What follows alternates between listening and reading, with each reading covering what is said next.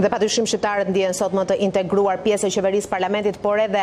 pjesë e opozitës. Zoti Xheloshaj, shqiptarët në Maltëzi nga ana tjetër sa mund të ndikojnë për të shpëtuar asaj që u theksua fort në 3 ditët e shkuara gjatë vizitës së zotit Stoltenberg në vendet tona, ndikimit malign rus në rajon, por fillimisht në Maltëzi dhe teksti vihet tek ndikimi i kishës ortodokse serbe.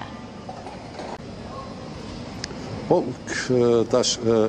sikur i pat me lavdata për Dritanin në çështjet mrenshme, mendoj se Dritani aty ka bani një lëshim në atë fazë për cina se kemi përkra të marrëveshjes se ka ba me kishën ortodokse serbe, që ka lanë një hapësirë të male, ata janë sot pak ma superior se bashkësitë tjera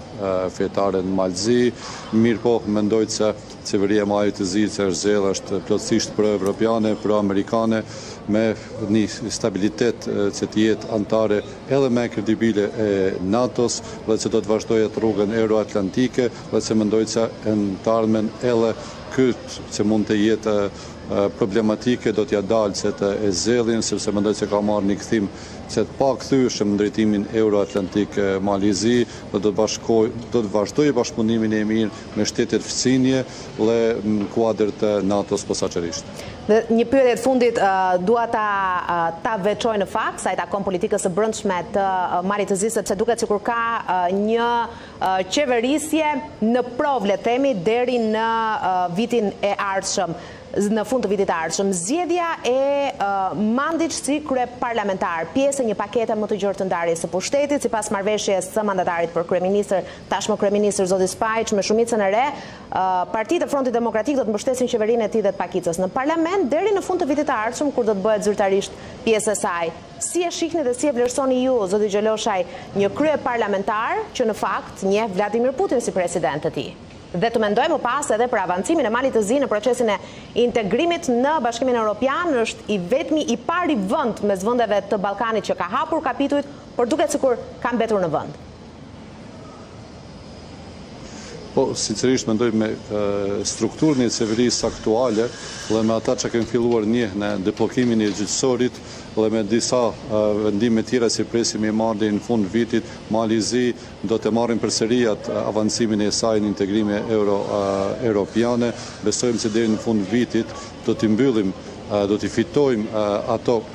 rekomandimin për mbylljen e 8 kapitujve që kemi përfunduar, mi po për shkak të problemit gjyqësor nuk i kemi mbyllur me Unionin Evropian. Mendoj se në këtë orientim të qeverisë nuk mund të ndikojë askush, as kryeparlamentari, as ndonjë qendrim nga e kaluara e tij, me ata që janë të obliguar me nënshkrim që ka avur në marrëveshje, janë të obliguar me të kundërtën e asaj që ka deklaruar shumicën e KOS, dhe mendoj se ajo do të jetë politika e qeverisë Maltëzi, nuk do të lëvizin asnjë milimetër prej asaj sa është integrimit euroatlantike, Unioni Evropian, ato vlera pro-perëndimore, dhe mendoj se deri në atë kohë që edhe këta që na kanë përkrahur që të jemi në qeveri të vazhdojnë të ndjekin këtë rrugë, e mendoj nëse kthehen në atë rrugë, e respektojnë ata që kanë nënshkruar, do të jetë e mirë edhe për Maltëzi dhe për region, do të mund të jenë ata në ato opozitat që kanë. Besoj që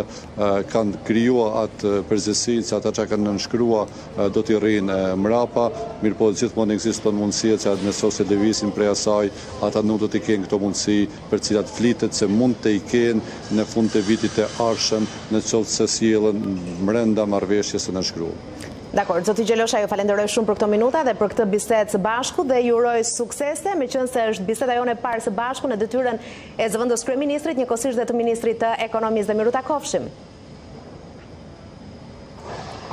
Faleminderit shumë për mundësinë, përshëndetje për ju dhe teleshikuesit. Faleminderit.